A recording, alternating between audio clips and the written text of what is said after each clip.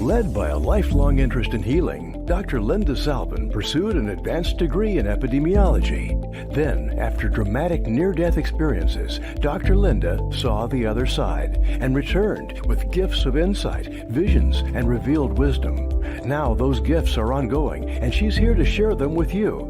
Get ready to be amazed. It's time for Dr. Linda Salvin's Psychic Solutions Podcast with America's original radio psychic, Dr. Linda Salvin, offering up her always fascinating blend of psychic psychology, clairvoyant insights, and expert guests and alternative healing methods. So pull up a chair and get ready for a visit with the one and only Dr. Linda. And now, live from Los Angeles, ladies and gentlemen, Dr. Linda Salvin. Hello, here we are again. I cannot get this camera focused. I don't understand it. I never will. I've got another camera that's over here that's not attached because something with the headsets broke. So the whole system is not proper. So if I'm not really looking at the camera, it's because I don't know where the camera is. I mean, it's up here, but then I can't see what I'm doing over here. So whatever. Welcome back to another Psychic Solutions podcast and the insanity of my life, trying to get all these shows together week after week after week after week. If you want to call in, the line is open at 561-623-9421. Today, we're going to be talking about visions and solutions. That was the name of the show that ran for many years, 15, 20 years ago. I called it Visions and Solutions because as a psychic, I would have visions of people's lives and then offer a solution or a remedy or a prediction for what would be happening down the road. So if you would like to have a reading today, you get one short question. I don't do long answers on the air because I get paid to do that off the air. The opportunities for you to communicate with me are now. If you want to ask about love, money, moving, travel, health, communication, God, who's God, what's God, that's what this is about. The solutions are offered. Doesn't mean I'm 100% accurate, but you will begin to see things unfold 3-6 weeks, 3-6 months down the road in your life that what I said will most of the time come true. Most of the time come true. The opportunities for you to grow are within yourself. The opportunities to understand or through other people sharing experiences, and for you to grab on to opportunities for you to dive into what you want with your passion. But a lot of times you have to release the guilt, the fear, the anxiety, or someone said, no, you can't, or you shouldn't, or you're not good enough, or whatever. But I can say that, yes, you can. You can make changes. You can open up. You can follow a new path. You don't have to stay in insurance if you really want to be in food. You don't have to stay in banking if you really want to be in music. You know, if whatever you want to do is not what you're doing, then start making changes to get to where you want to go. You just got to take it step by step. So visions and solutions, ask a question. Is anybody out there? And I know what's going to happen. I'll go for 40 minutes. I'll talk to Rebel. We'll chit chat. And at the end of the show, we're just going to pop up because that's what usually happens. You guys pop up at the end of the show. And my assistant's calling. She should know I'm on the air. Hold on. Let me just let her know I'm busy. Isn't that always the case? That phone? Yeah. As much technology as we got, that phone always catches you. I just saw her 5 seconds ago. I said, I'm going on the air. And then, of course, she's calling. It's like, hello. But how you doing, Rebel? Thanks for popping in because, you know, I'm a talk show host. I can talk about near death and life after death and dead people. I think people want to know about if there's really life after death. And yes, there is. And there's a lot of spiritual entities that gravitate to us. Do you have a question or do you have a topic that you would like to know something about since you manage and produce the shows all the time? I would like to know, see, a lot of people say they have experiences in near death, but no two experiences are the same. Is that correct? No, that's correct. No two people are ever the same.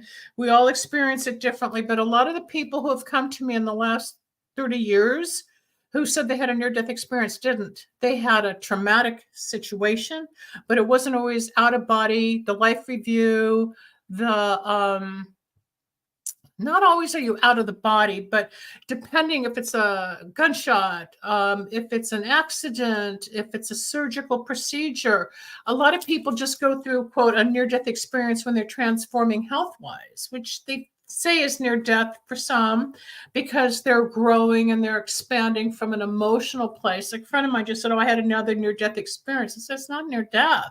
You're just growing spiritually. He didn't want to hear that. If we grow spiritually, it's one thing, but being in a plane crash, walking away from that, or being in a car accident and you survived it, that's a little different than, oh my gosh, I'm breaking through something. It feels like a rebirthing, yes. Becoming spiritual is definitely a rebirthing, which is probably why the Christians say newborn, reborn, whatever, because you are rebirthing your soul, yourself. But it doesn't necessarily mean, in my opinion, that it's near death. Death can be drowning. Death could, my neighbor Dave, who's been on the show before, and I can have him back. It's too late to contact him now. But he almost drowned in Hawaii when he was 18. And he remembers that. That was a near-death experience where somebody had to come rescue him and he lost his consciousness and then he was on the beach. There's a big difference than just being, I think, aware, awake. We're awake through all of it. We don't always pass out. But you're correct. No two people experience it the same. I don't know how to compare my experience to others other than I can usually feel like some people I'm like shocked by what I hear. And I know they're on this new frequency or plane. One of the chiropractors I work with, he and I share patients and clients. He had a near-death experience in a car accident. And I heal him during the week and he removes negative energy off of me during the week. We understand each other's words. We understand in a way that the average person doesn't. Even some other chiropractors and practitioners don't hear it because they haven't experienced what he and I have as far as what we know as near death. Do you always see the light? No. Do you always get a message from God? No. Most people, though, do become more spiritually conscious after a brush with death.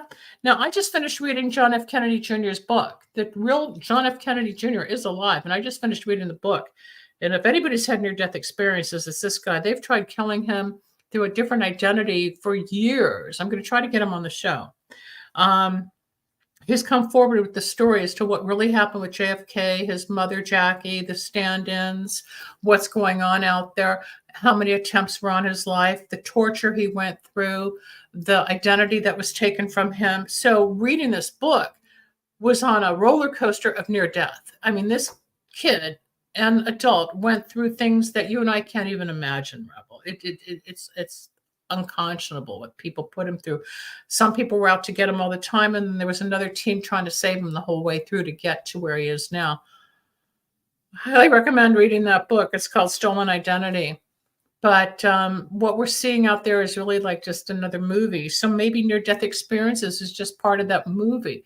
When I was 27, my reality was very different than it is now at 70. All of life is different after 40 some years. Your life is different. Everybody changes. But the significant exposure or trauma, I don't know how to really define it because I haven't been through anything what I've been through, but I read other people's experiences.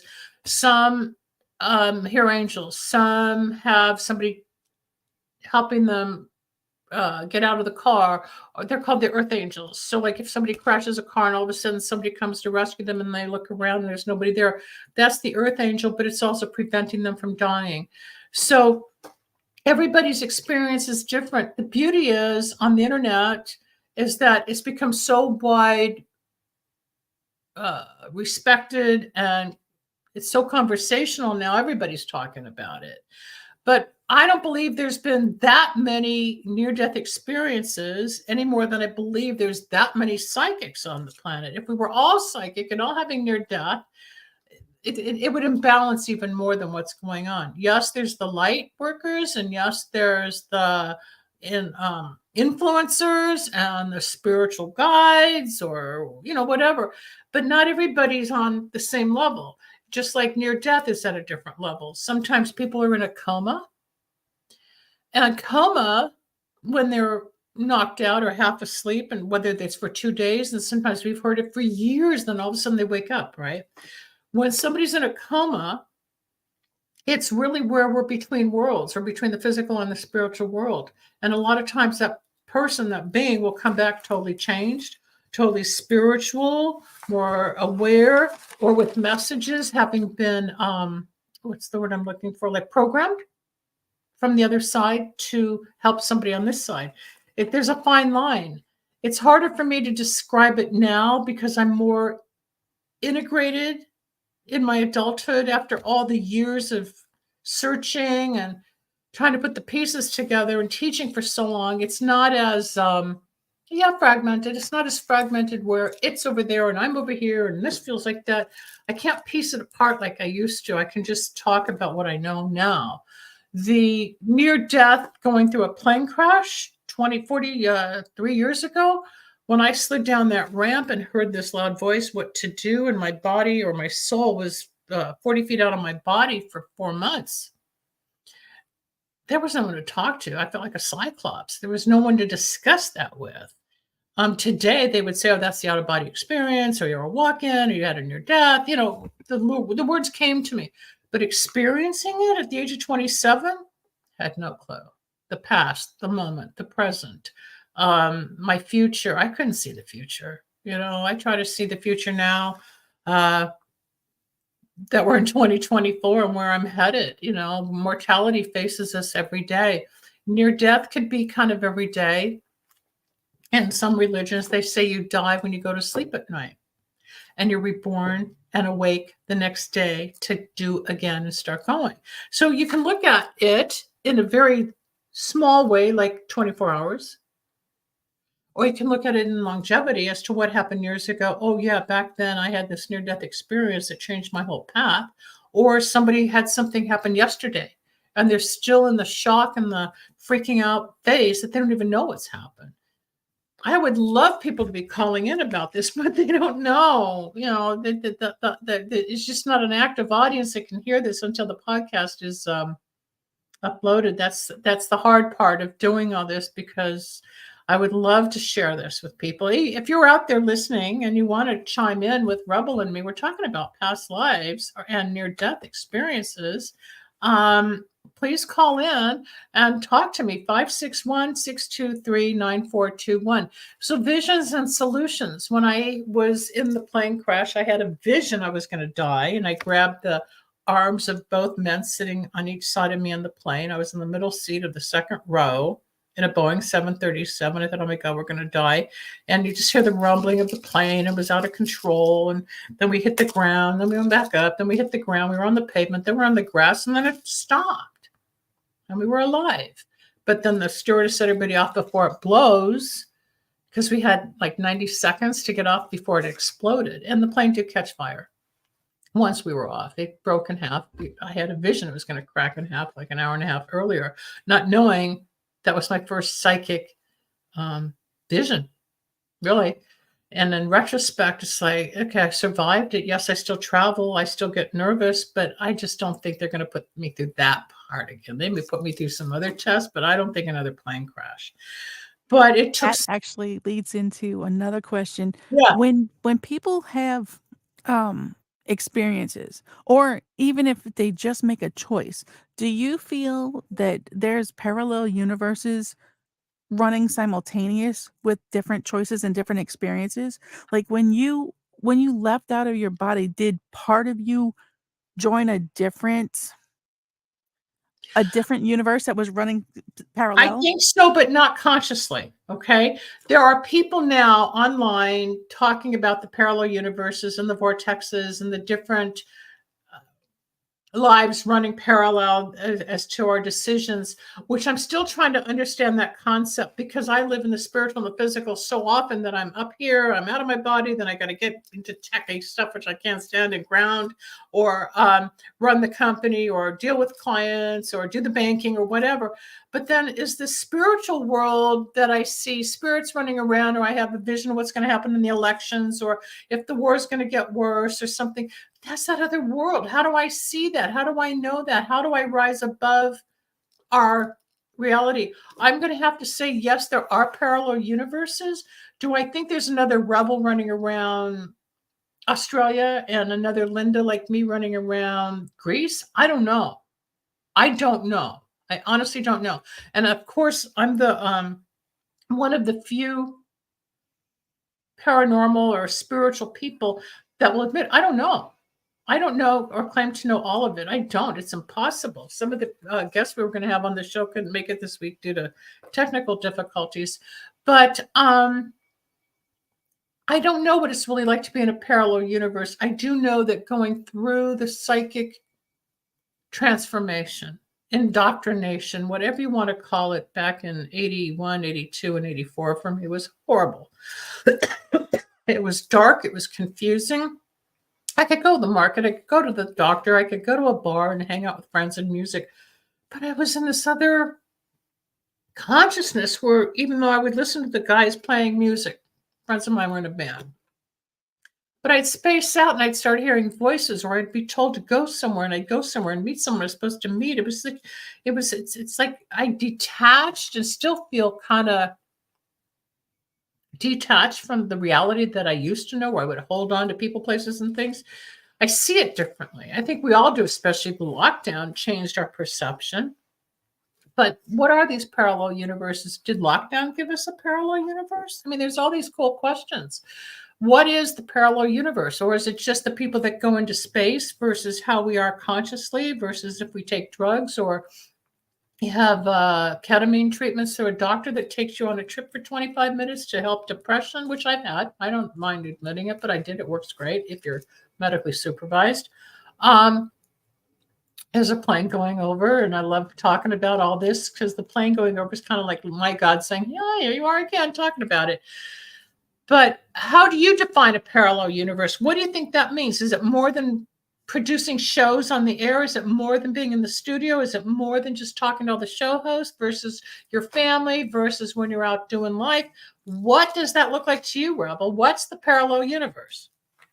Well, my theory on it at the moment is like every time we make a choice, just picture a lot of, they're just stacked up on each other. And every time you make a choice, well, if you would have made this choice, this universe, it's one. It's not like I'm here and there's another me in here, and it's just me traveling Right. So down you're this asking life. about decisions, okay? And I think when we have choices, did I make the wrong choice or a decision and go into an altered, different universe by choosing the school to go to?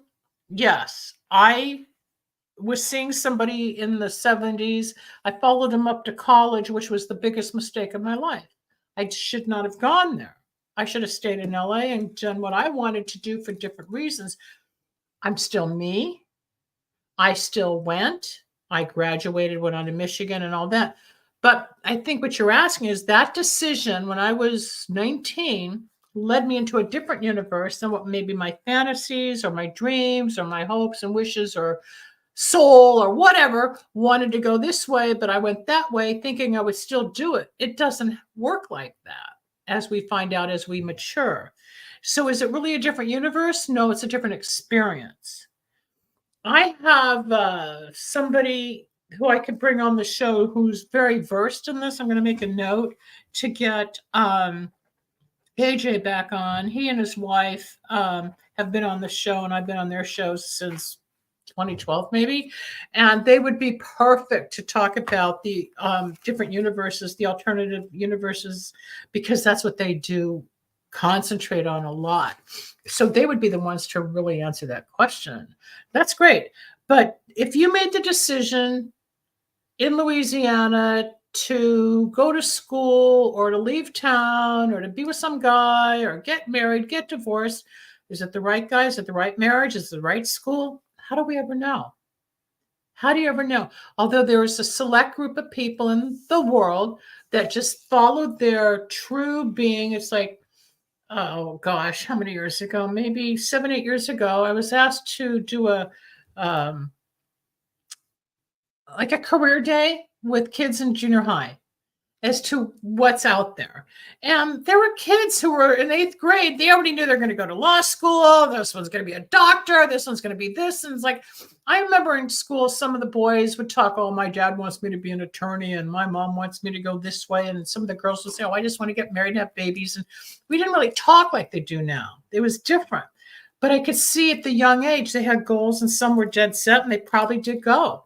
I had dreams and goals I did not achieve. I let go because I sacrificed or I made a decision or I went into a different direction that I have looked back on going, oh, if only, where would I be today? If only, but I'm still here. Did the accidents redirect me?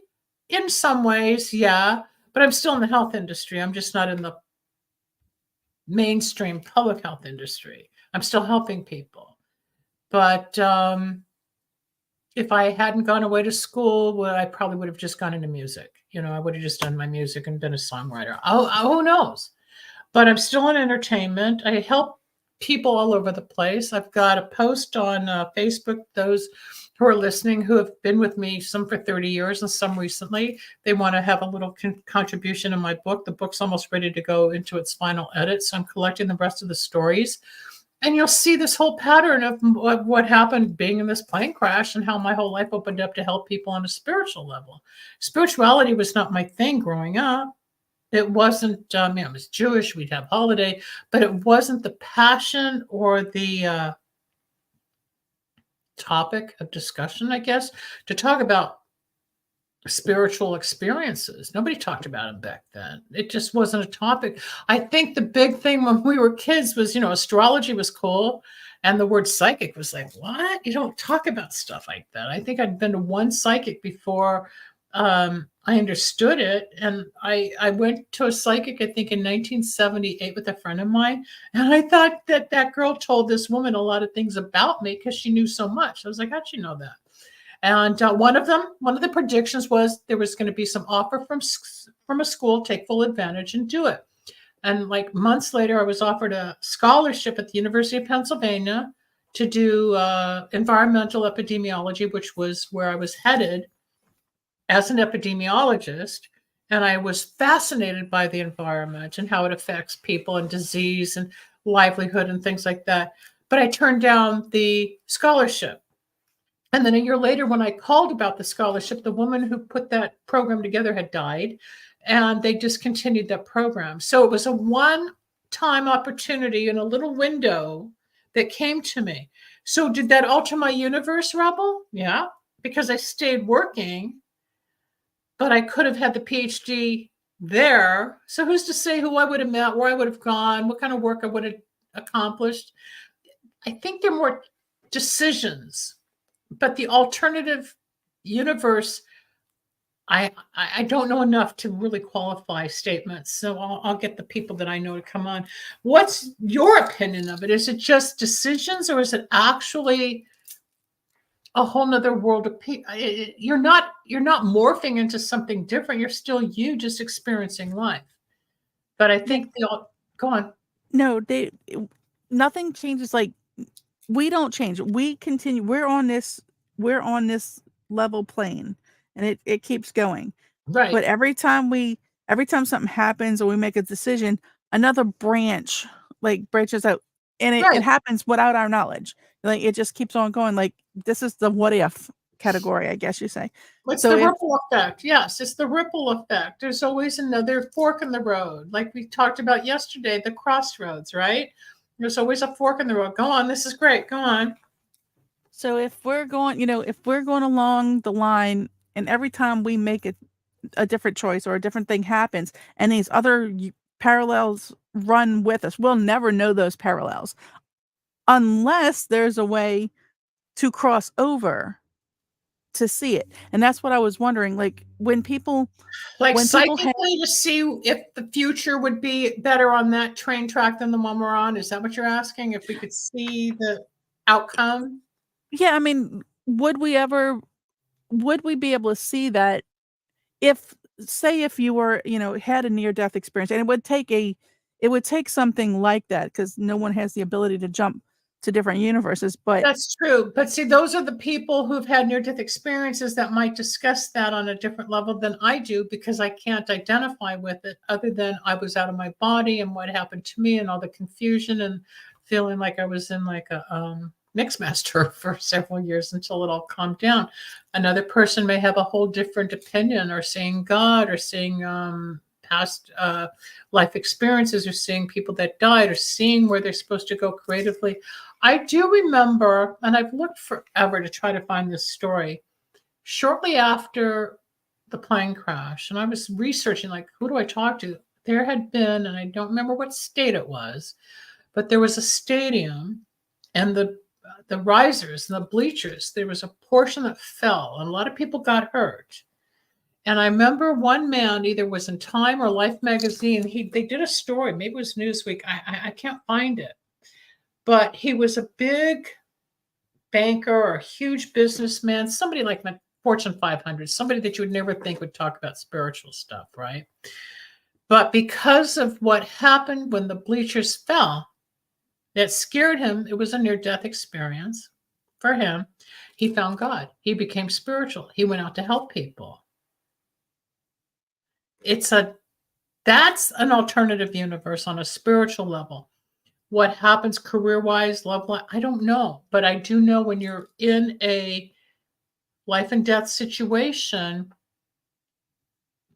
you almost are forced into a spiritual realm. So whether that's the alternative and different universe, I don't know. But that's the only one I can talk about. And that's the only one I relate to and identify with when I read other stories. when you say you felt like you were half out, did you ever get wholly back in, or do you still share? Yeah. No. Okay. It took 4 months. It was like, well, you can see me. I don't know if everybody's watching, but I was on the playing field at the airport, on the runway, off the runway, and I was looking at the plane, standing 5'8", but it was like this energy, like a light, like a bolt of something went from my head, and it was out in the sky. I mean, I could see it, I could feel it, and it was like a 40 feet height of something energy, but it was like slanted. It was on an angle. It took about 4 months for it to like come back down into me, but 6 years to fully integrate. In other words, it was a whole transformation. It's like they, meaning the other side, picked me to change me to change people. I don't know how to explain it other than that, because after 43 years, the story I tell is different because I'm in a different place in my life now. But when I look back, it was horribly fragmented. It was very frightening. There was no one to talk to, and there was no Google. We didn't have internet back then. That was 1981. Internet hit in 1996. I had nowhere to go. You know, you talk about psychic stuff, you talk about near death. There were no words. I didn't have words for it. And then if I went to therapy, they couldn't understand why I felt split in half. Then nobody could identify or help me define what it was until I started going to a psychic who understood. And she's the one that told me, "Oh, you're a walk-in." I said, "What's a walk-in?" And she says, "When you're close to death and another soul takes over, and whoever enters you is a psychic." So I'm not a psychic. And I said, "I was just in a plane crash." And her back was to me. Her name was Shirley, I think, or Sharon. And then she turned around and gave me this book. She already knew about me before I even got there. It was just scary, actually. But it helped me get on that journey back then.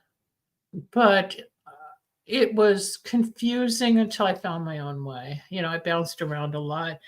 I don't know if there was a different alternative universe. I just kept showing up on the planet.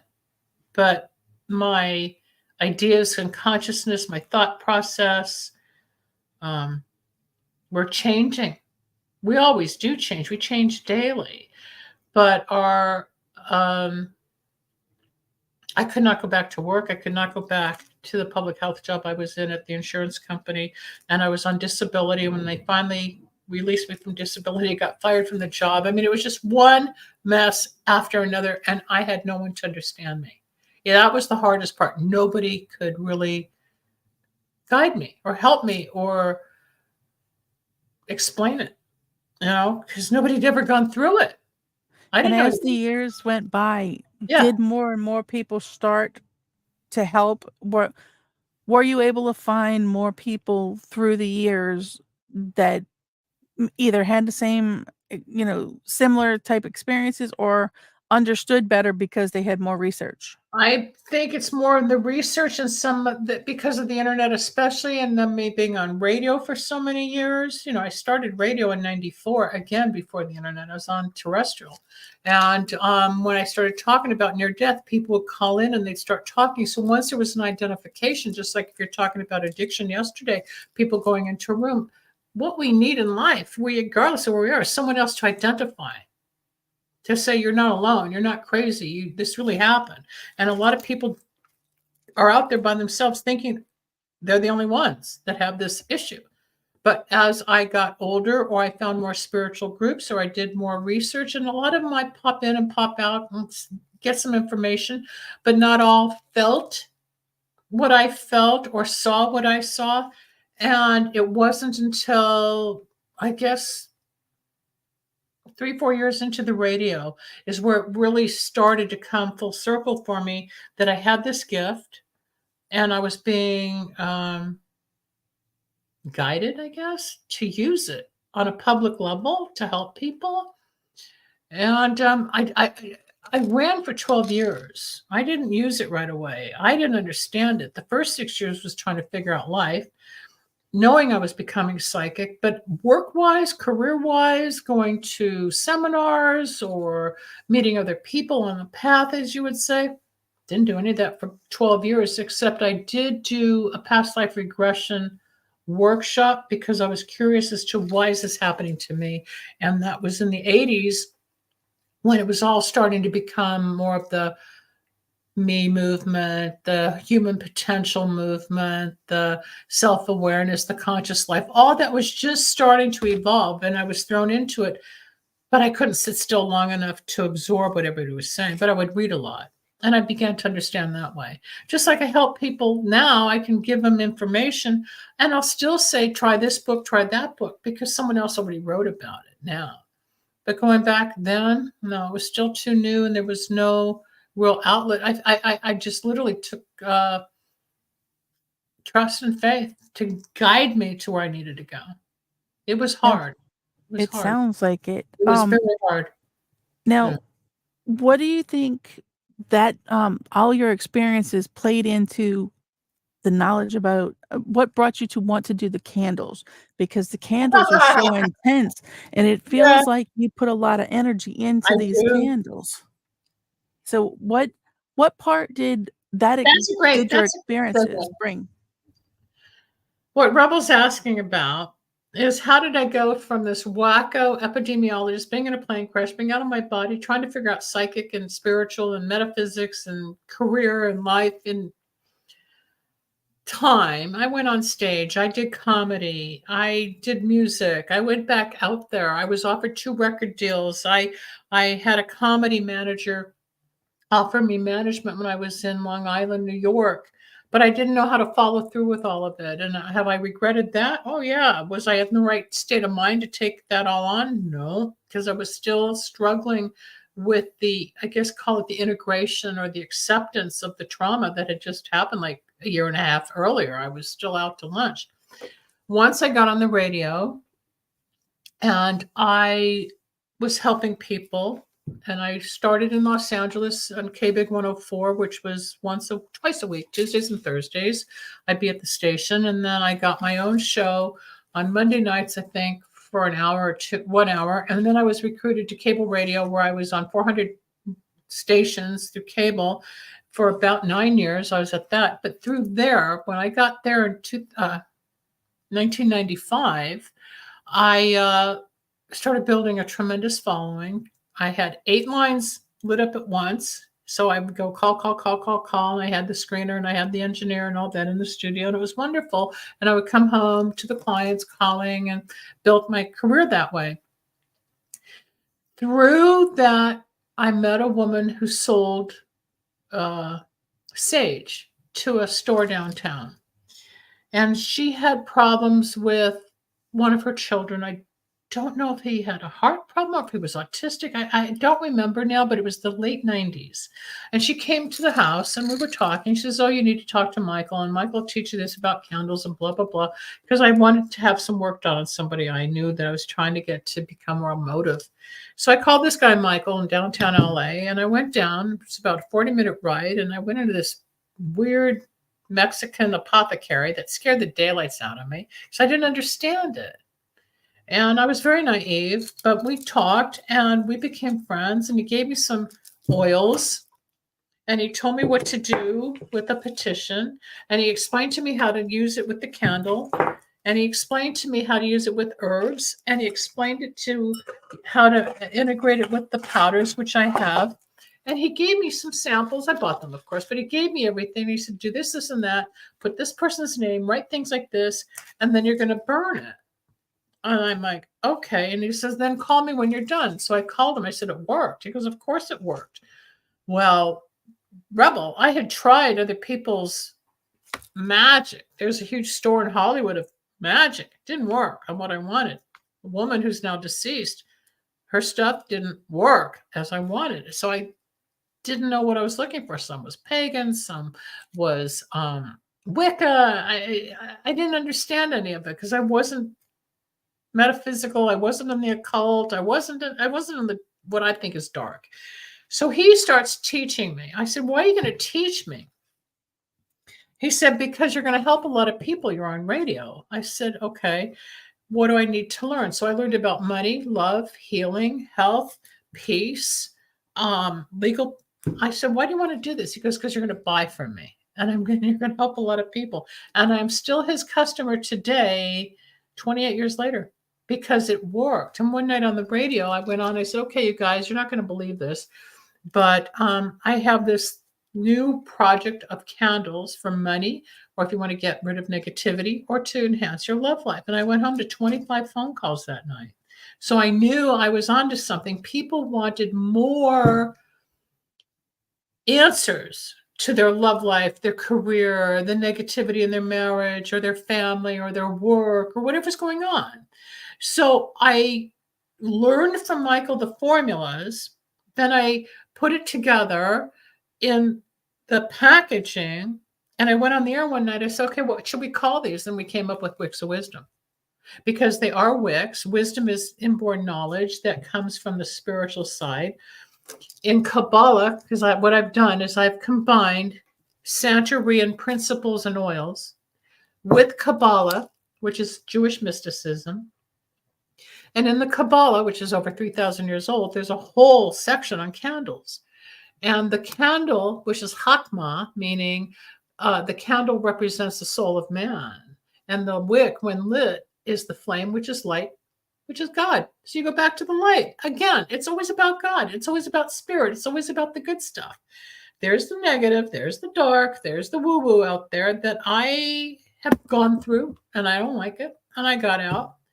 Thankfully, I would say in a way it was like a near-death experience. I was trapped at times, channeling too many people and seeing some of the dark side of life on a spiritual level. Now, that might be an alternative universe, going into that other realm constantly, as opposed to just getting in the car and going to Costco. I mean, even while I was out there, but I got into the Wicks of Wisdom on a fluke when I was looking for an answer for myself. And then with my brain, I thought, well, I'll just add this to help people. So my brand grew. By 1999, we were shipping. And I went from 5 formulas, and now I've got 16 or 17 on the website at lindasalvin.com. So if somebody has a lawsuit, I've helped them win. Not always. Can't promise that you're always going to win. I've helped people get pregnant. Can't promise you're always going to get pregnant. I've had people, I'm going to have her on the show. I just spoke to her recently. She's on the show before, but I'm going to bring her back. Her name is Kelly. And doing the candles, she was up for 20 years of a jail sentence. And the candle burning lowered that. She didn't have to go to jail. She's at the tail end of her probation. And even her attorney said they've never seen anything like it. But she knows it's the candles. I myself won a lawsuit in 2003, burning candles. Even though the other side called it frivolous, I won a pretty hefty suit, knowing it was the candles that helped with the outcome. I've seen people get married with the candles. I've seen people get out of their homelessness, living in a car and getting their lives together. I had one girl had 3 kids in a car in San Francisco Bay Area. She would light her candle at night, keep it on the pavement of the street, and put it out before they would go to sleep. And she got all the work, and she ended up getting a job and got her kids into an apartment. She put her life together. I have no idea where she is now, but it's that kind of gratification, Rebel, that makes it all worth it. That I have contributed to someone else's benefit in ways that I may have sacrificed my own. But it's sort of like I was, I call it the initiation. I was indoctrinated into this work. And I didn't see it. I didn't foresee it back then. So no, I couldn't have a vision of, oh, this is great. I'm going to go now help people, be a psychic and do holistic work. No. I think at that time I may have wanted to do a holistic health center, but that's far from what I do now. It's not the yoga and the meditation and the chiropractors and the massage. No, that's none of what I ended up doing. Although that was starting to become the trend back then. I found my own way. And media, or rather radio, became my vehicle for my voice. And we've had Fred on the show. As you know, we did the Fred Misselman about 3 months ago, the astrologer who gave me my start in radio in 1994. So it's 30 years of doing this. I'll have him back too. And he's so retired, he doesn't even like doing shows anymore. He's on his way of whatever he does. But when he was working in mainstream radio, which is called terrestrial, he hired me as the psychic to create the radio psychic. It was he hired me, he created it. He termed it, he defined it. He dealt with the FCC, he dealt with all of it to make it happen.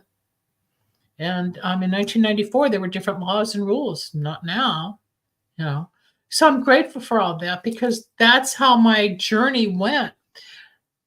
But had I called the guy in New York, now this would go back to the alternative universe. If I'd called the guy in New York, whose card I still have for doing comedy, what would my world have been like had I been in comedy, TV, on stage, traveling? Who knows? It'd still be me, but I would have had a different experience, right? How did you end up in radio? I've been in entertainment since as far back as I can remember. I was 5. The first Oh, time I that's why took you were on stage. stage, right? You were an actor. Yes, I have been in entertainment forever. Now, just like hairdressers and lawyers and all kinds of people have to keep honing their craft, you have to Yes. keep learning as you go. You have to learn new things because you can't always get the part. You can't always do this. So you have to broaden your horizons. I don't have it anymore because you got to keep up with that cosmetology license to do hair and makeup behind the scenes. I had taken horror and makeup stuff so I can do the theatrical makeup and on top of prosthetic pieces and stuff like that. Wow. And So did you work for the movie industry? Because I have a girl, she's in Vegas now, she's retired. She did the same thing. She did all the like horror films and all the different types of makeup with the prosthetics for the movie industry, like the masks and the heavy makeup that you would think, oh, they're bleeding or their head's been cut off or whatever. She did all that. Is that what you did too? I have done some pieces like that. I have done I was a makeup artist on a music video I did zombies for that. I was also a zombie in that, so it was pretty Wow, cool. I kind fun. of double digit that one. And yeah, I've worked for movie studios, stage, the whole 9 yards, pretty much. And I had a choice. I always like you were talking about the children in school that you went to do the career day. I was always in entertainment, so that's what I was doing. But I always had that I want to be a lawyer. So law would have been my backup plan. Yeah, we And talked about that. Actually, I looked at a couple of schools. There are a couple of schools online. You can still go to law school. You still can. And I'm always looking to learn because I I'm a believer that when you stop, you're just putting another foot in the grave. You don't want to do that. You want to keep on doing and doing That's and right. doing. No, when we stop learning, we die. We really do. I remember my father, I was begging him at age 90 or 91, Dad, please slow down, stop. He goes, Linda, if I stop, I'll die. Well, now he's 95 and he's finally stopped, but he's going to be 95. But it's what keeps us going. A lot of people get lazy. A lot of people don't want to get out of bed. Look, we had Aaron on the show the other day who owns an amazing restaurant here in LA. And he even admitted these days he doesn't want to get up. He'll stay in bed longer, but you eventually get going again. It's those that quit. That's different than being tired or being moody or like, oh, I got to go deal with this. I got to deal with that. But you keep going. It's those that are on the street or those that want to be taken care of or those that are just lazy. Or people come, well, I really want to start a business. Well, what kind of business? And then like we said the other day, if you don't even understand that you need an LLC and you need a tax structure and you need an accountant and maybe an attorney.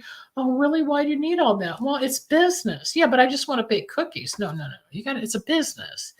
And there's laws and rules, and people don't understand. Just like you buying makeup, you buying prosthetics, you showing up, you still have to pay for everything. You still have to make appointments. You still have to document everything. You have to charge them. They have to pay you. You have to do the work. Then you have to clean it up. People don't understand that you just don't have beautiful eyes. Somebody had to maybe put the lashes in, or like tomorrow I'm getting my hair cut again, or we all help each other with our talents. But there's a lot of people that don't want to work. And that's where you have tons of time ahead of you, Rebel. If you want to sit there while you're doing all this, you can study online. You can be an attorney in 3 years or less.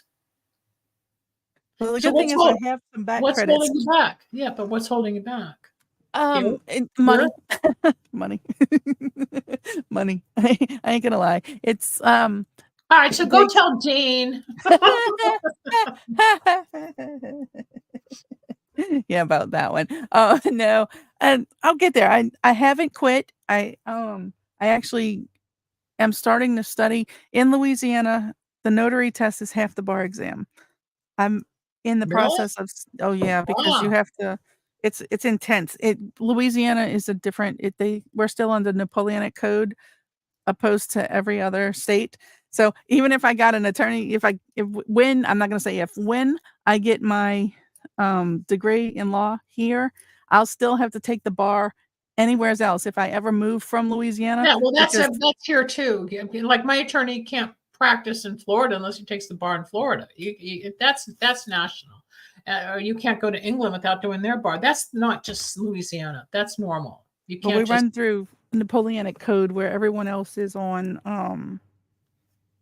I forget what it's called. There's two different. We just have a different law like you can practice in California.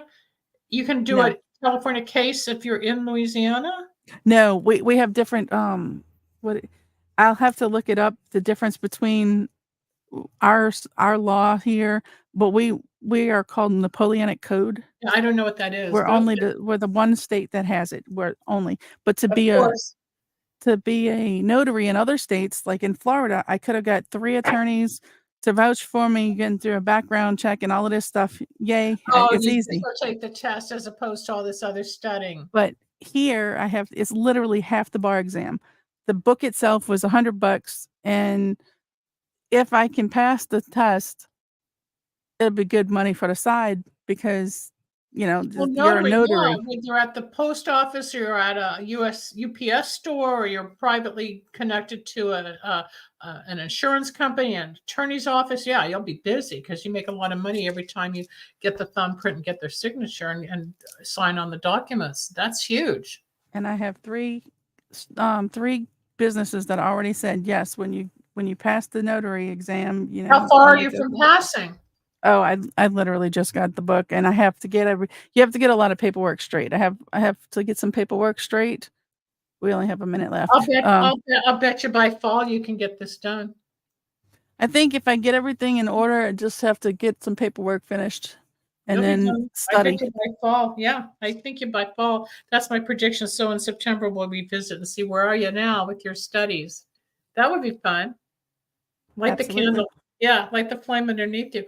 I've just been talking to Rebel, who's the producer for the station, which is Talk for Media, and I am Dr. Linda Salvin. We've been talking about past lives and mostly near death and just my journey becoming a psychic and getting into radio and candle magic, which I do candle magic called Weeks of Wisdom for you. You become your own alchemist. I give you the oils, there's the powders I teach you. There's a PDF file, there's videos, and you learn how to enhance your own spiritual growth, whether it's money, love, getting rid of negativity, if it's the legal problems or whatever's going on. I have a solution. The vision, you come to me with a question, or you've got the vision, I've got the vision, I've also got the solution. I'm Dr. Linda Salvin. I want to thank Rebel for co-hosting with me today, and we'll talk soon. Have a great weekend, okay? Thanks, Rebel. Thanks for joining us. We hope you enjoyed Dr. Linda Salvin's Psychic Solutions Podcast. You can reach Dr. Linda at 888-509-1077 or at lindasalvin.com. Need a breakthrough of your own? Ready for answers or insights nobody else has? Reserve your own one-on-one in-person chat. Dr. Linda isn't just for other people. Dr. Linda gets results for you. And it's easy. Contact details are on screen now. Just click on lindasalvin.com or call toll-free 888-509-1077. That's lindasalvin.com or toll-free at 888-509-1077.